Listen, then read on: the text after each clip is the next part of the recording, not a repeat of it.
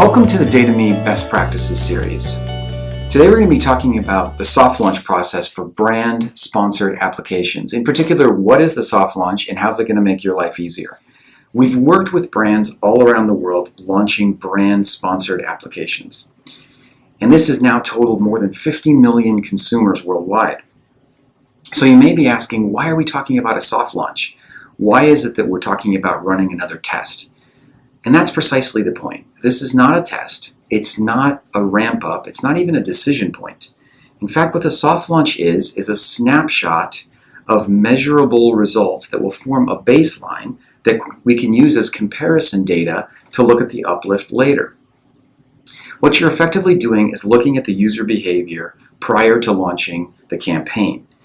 And you'll have to get your analytics platform ready to be able to measure this. Specifically, what you're going to be doing is configuring sponsor data events on the platform so that you can separate sponsored traffic from non-sponsored traffic, mobile traffic from Wi-Fi traffic. You can then isolate the KPIs that are important to your business, whether this is new users or time spent in the app or even conversion. At this stage, you'll have a concrete set of data that you can use for comparison. So what is this soft launch and how does it impact the users?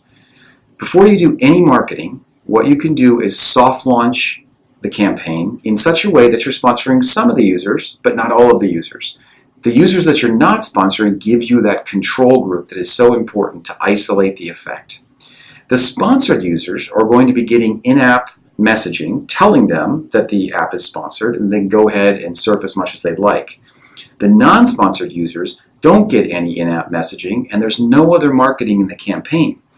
This is such that we don't want to taint the non-sponsored users. The campaign lasts for about 1 month, and then after the 1 month period, you can go ahead and do all of your marketing and all of the promotions that you were planning on.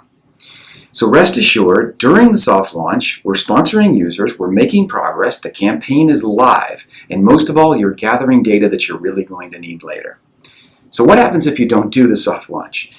In particular, we've worked with some brands that have decided to forego the soft launch, and they've gone right ahead and launched. What we found was 6 or 12 months later, there was a very nice uptick in their KPIs, but there were so many marketing initiatives going on that it wasn't clear what all the sources were for those uplifts.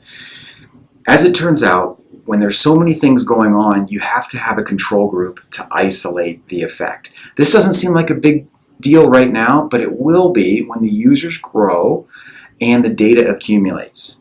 So take our advice, run the soft launch, gather the data that you're going to need for later. We promise it's painless, and you're going to thank us later when it comes time to quantify the impact of the campaign. Thank you.